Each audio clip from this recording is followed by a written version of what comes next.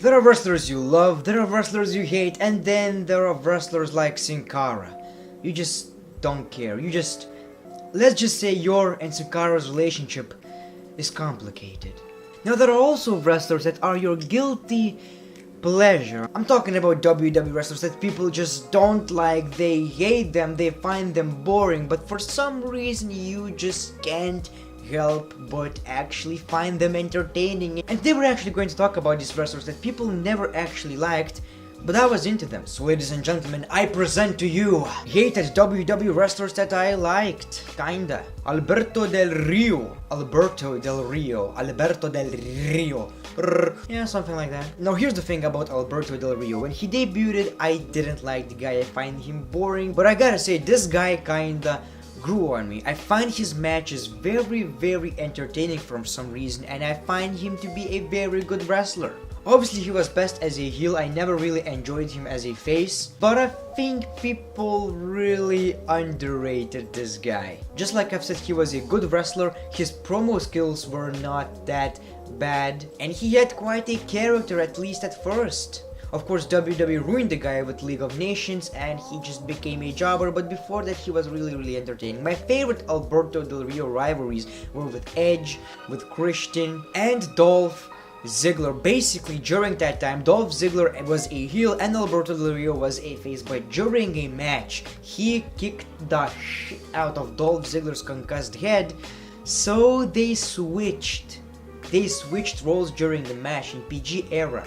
That's how good these guys were. So even though people really hate Alberto Del Rio, I think it's mostly for his outside of the ring controversies, because he seems like a little bit of a prick.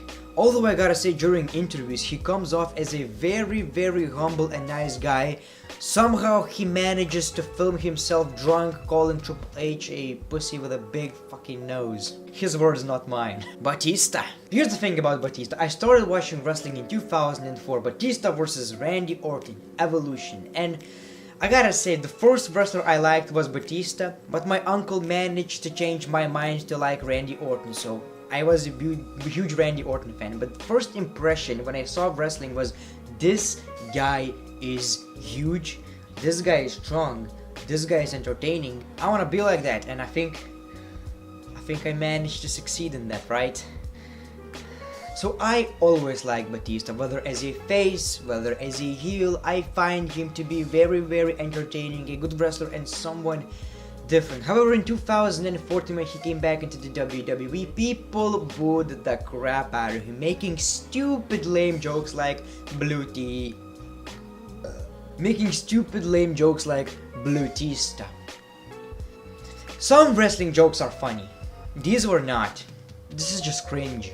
That's like saying, oh Randy Orton, you know that snake? The Viper, it stands for your dick. Anyway, I didn't agree with WWE's booking to put him in the main event instead of Daniel Bryan. Of course they changed it later, but at the same time I don't understand the hate towards the guy now. I think if he returned right now to the WWE, people would cheer the F out of him.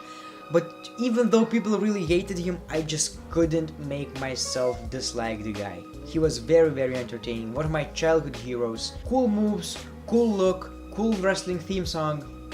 I just love the guy. Jinder Mahal. Now, I'm not a big Jinder Mahal fan. I'm probably not a fan at all, but I kinda like him a little bit. Just a little bit. When he actually won the WWE Championship, I was really happy about that, because he reminds me of Muhammad Hassan. And if you don't know who Muhammad Hassan is, he pretty much had controversial opinions in his WWE gimmick, and that's why people just hated this guy so much.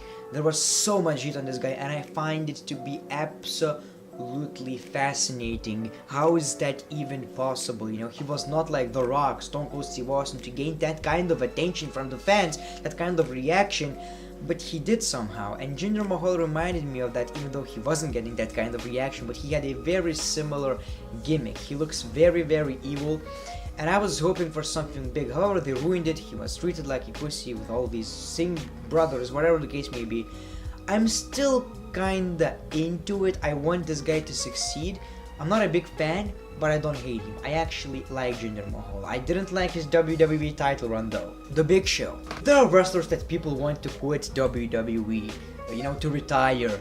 Kane, Big Show, maybe The Undertaker. People really complain about that. Oh, why don't you just retire? Which is, I don't know, they're not in a spotlight. They are basically used to put younger talent over most of the time, even though you need a couple of wins to still look strong, So when it comes to the Big Show, I never really got the hate towards the guy because he is an amazing wrestler.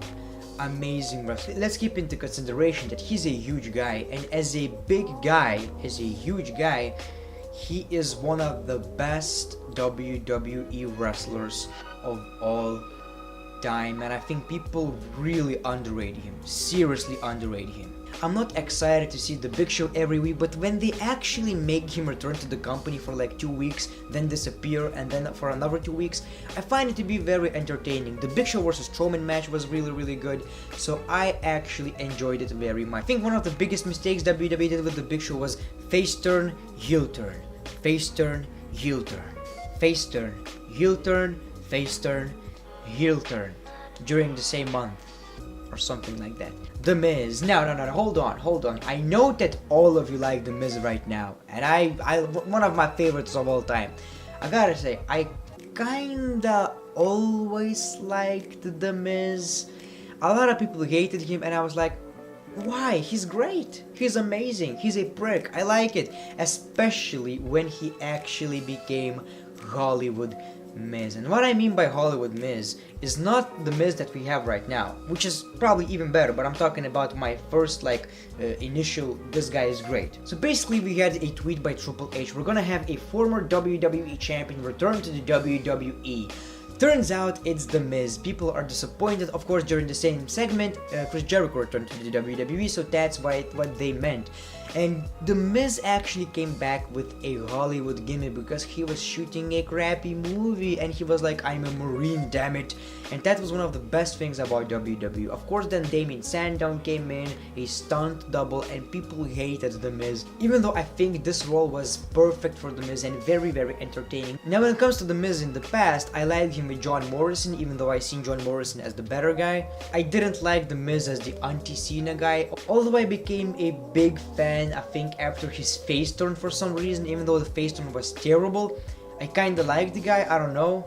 It was a weird thing. So even though fans appreciate The Miz right now, I liked him when people hated him. Jack Swagger. Yeah, who cares about Jack Swagger, right? Well, I did. Kinda. Now, I was not a fan of Jack Swagger in 2010 when he was the World Heavyweight Champion. I think he was green, a good wrestler, but very boring. He was very boring, and the fact that he actually had a microphone in his hands was just a travesty. Why?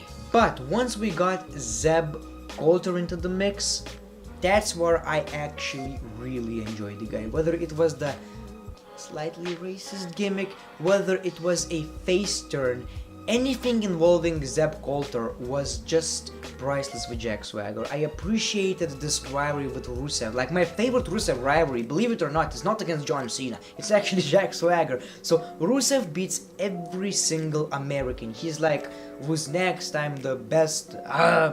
Machka shit. Bam, Jack Swagger's theme song, even though he was a heel. So basically we have real Americans standing up for America with Zeb Coulter. People are chanting Jack Swagger's name. People are chanting USA. And once Jack Swagger did We the People, people just went insane. That rivalry was so good, and it's a shame that Jack Swagger never really went anywhere from here. People really don't appreciate his talent. He was terrible on the microphone, but he was very good in the ring. He kinda screwed his own opportunities though, because he was supposed to win the World Championship at WrestleMania, but he screwed it with, I think, driving or smoking weed or something like that. Dude, Randy Orton.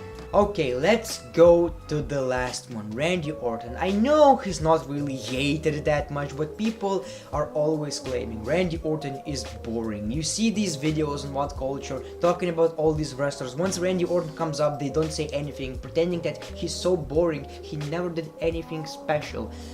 Bitch, he was the best Intercontinental Champion of the Ruthless Aggression era. You know, people really forget how great this guy actually was. Not a lot of things actually came good from face Randy Orton. The only good things about face Randy Orton were these: Christian versus Randy Orton, Triple H versus Randy Orton in 2004. Other than that, I agree, face Randy Orton is boring. He is.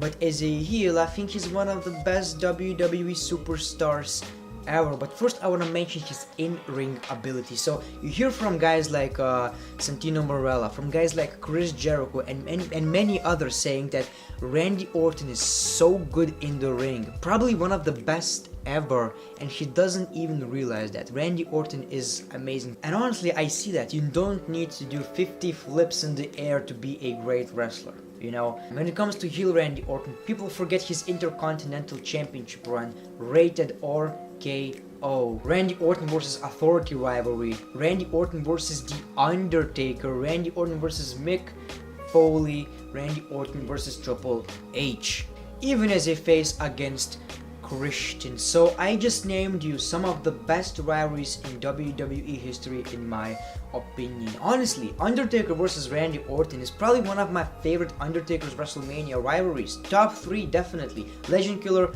versus Legend. If you guys don't remember that, make sure to go to WWE Network and check out some of these matches. Like, I think the best one was a Hell in a Cell match, I'm not quite sure, but I really enjoyed it. So these are my favorite hated WWE wrestlers of all time. Let me know in the comments below wrestlers that people just can't stand, but you have that unpopular opinion that will likely trigger people, but you can't help but actually enjoy these guys' work. Make sure to like this video, make sure to follow me on social media, Twitter, Instagram, all the links are in the description below. Thank you so much for watching this video, appreciate your time. As always, the great one, peace, love and hugs. It's been a pleasure.